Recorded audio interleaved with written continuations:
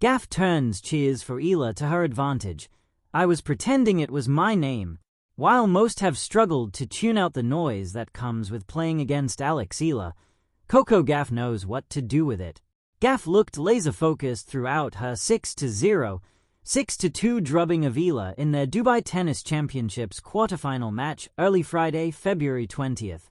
The Americans seemingly took a page from Novak Djokovic's playbook. Whenever fans cheer against the Serb, use it as fuel.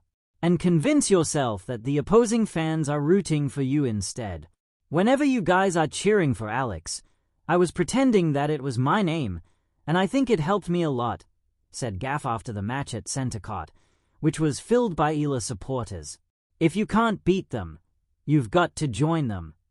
Ela draws huge Filipino crowds in her matches, whose loud cheering even during rallies often prompts reminders from umpires.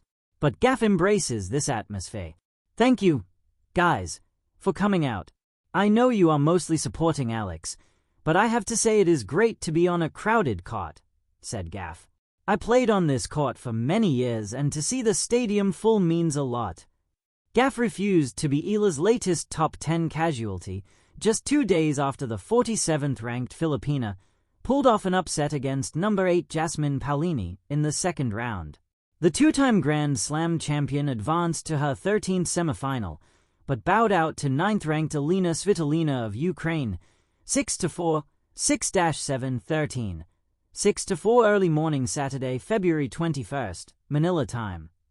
In a tournament brimming with high-stakes tension and packed stands, the raw drama on court often mirrors the emotional energy in the crowd. Few moments in sport capture that dynamic better than when a crowd rallies behind the underdog, cheering, chanting, living every point as if it were their own triumph. But what happens when your opponent becomes the crowd's favorite?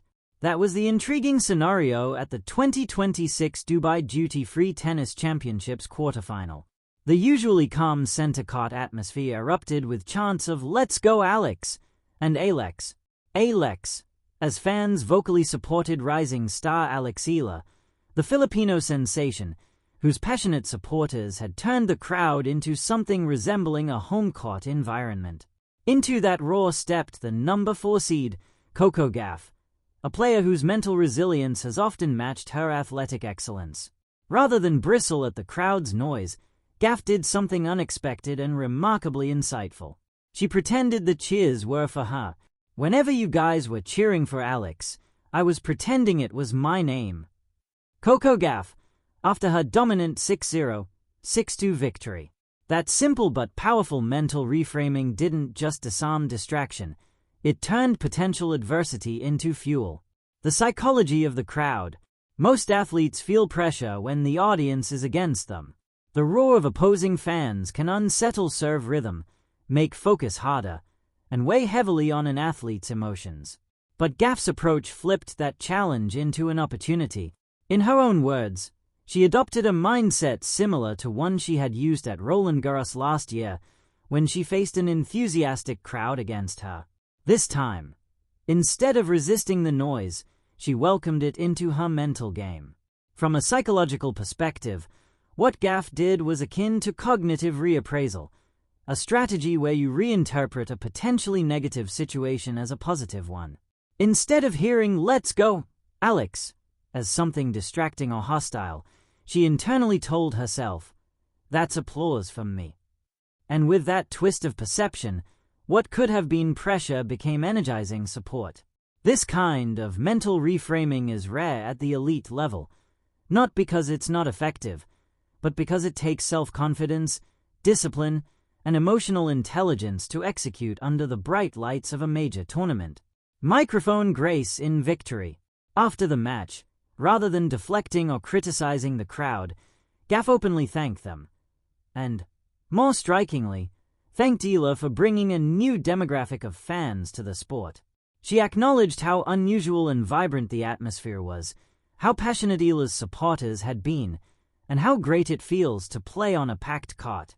Coming from a sport that sometimes struggles with empty seats and passive audiences, Gauff's perspective was refreshing and affirming. I know you were mostly supporting Alex, but I have to say it is great to be on a crowded court.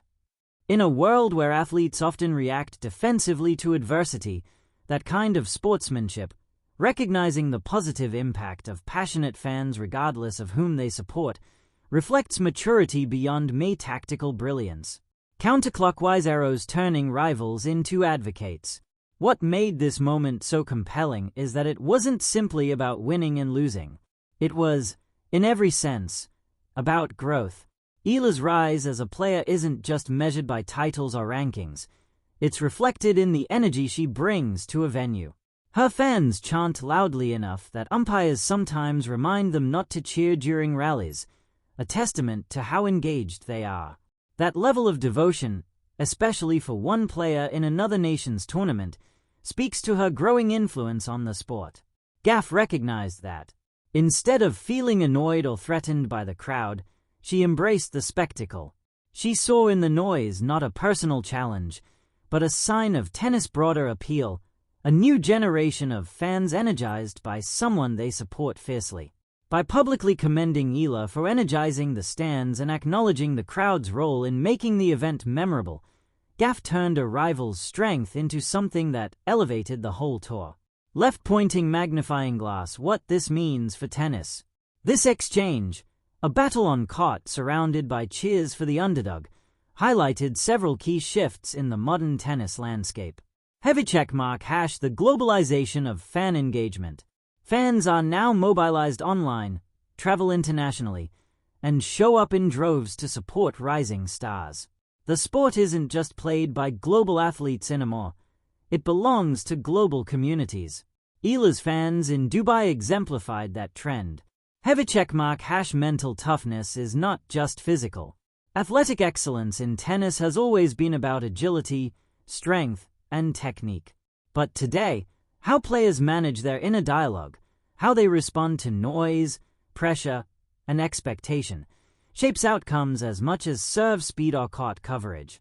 Gauff's willingness to reshape the narrative in real time, to transform distraction into affirmation, is a model of psychological resilience.